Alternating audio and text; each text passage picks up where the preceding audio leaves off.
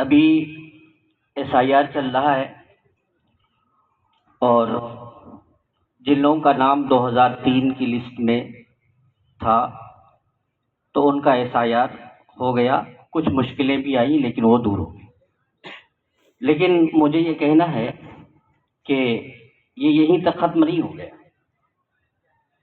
جن لوگوں کا نام 2003 کی لسٹ میں نہیں ہے تو ان کو کوئی نہ کوئی ایک ڈاکومنٹ دینا ہے. سب سے اس سے پھر آپ کا برتھ سرٹیفکیٹ بھی بن جائے گا، پاسپورٹ بھی بن جائے گا، لائسنس بھی بن جائے گا وغیرہ. تو آج پڑھائی اور تعلیم صرف ایک فیشن نہیں بلکہ آج ایک بہت ہی ضروری چیز ہے. اس لیے میری گزارش یہ ہے کہ جتنے بھی بچے کسی کے بھی ہیں جن کا SIR میں نام ابھی نہیں آیا ہے، آنے والا ہے، تو برتھ سرٹیفکیٹ بننا اور دوسرے کاغذات اور دستاویزات تیار ہونا بڑا مشکل ہو گیا ہے. ابھی بھی وقت ہے.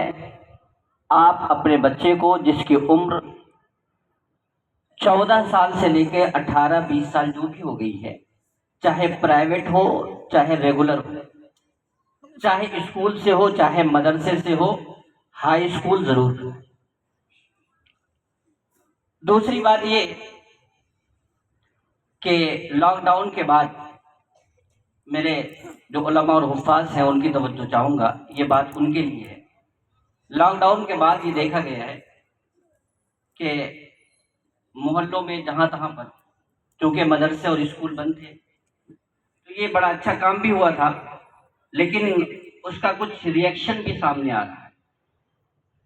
میں اس پوائنٹ کی طرف آپ سبھی حضرات کی توجہ دلانا چاہتا ہوں کہ لاک ڈاؤن کے بعد محلوں میں جگہ جگہ پر جب سارے ادارے جو ریگولر چلتے تھے وہ بند ہو گئے تو محلوں میں دینی تعلیم کے لیے کوچنگ کے طور پر مکتب کھلے،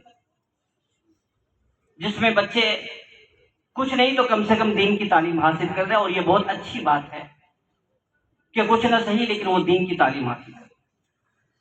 لیکن اس میں جو مائنس پوائنٹ ہے وہ یہ ہے کہ یہ دیکھا جا رہا ہے کہ 8واں چھوڑ کر کے، ہائی اسکول چھوڑ کر کے، 9 چھوڑ کر کے، 7 چھوڑ کر کے وہ مکتب میں چلے جاتے ہیں اور ان کا جو 7 سال 6 سال 5 سال کا جو بیک گراؤنڈ ہوتا ہے وہ چوپٹ ہو جاتا ہے.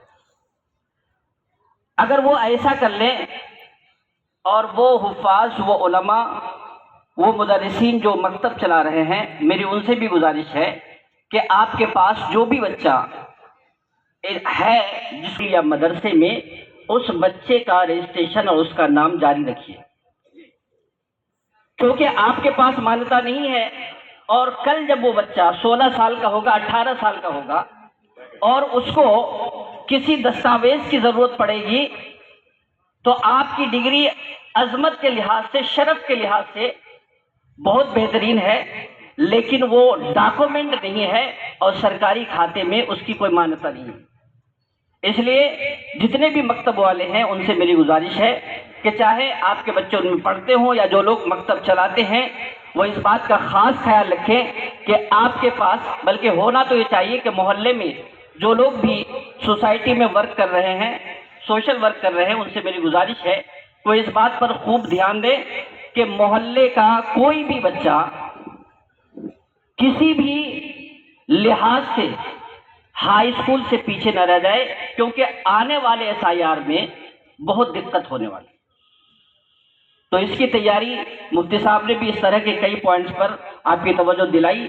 ہمیں تیاری آج سے کرنی ہوگی تاکہ 10 سال کے بعد، 8 سال کے بعد جو دوسرا SIR آنے والے ہو اس میں ہمارا جو نیو جنریشن ہے ان کے لیے پریشانی ہو. یہ چند الفاظ ہیں، میں سوچتا ہوں اور سمجھتا ہوں کہ آپ قبول کریں گے، اس پر عمل کرنے کی کوشش کریں گے. اللہ تبارک و تعالیٰ سے دعائیں ہیں کہ مولا کریم ہمارے لیے آسانیاں پیدا کرے. آمین.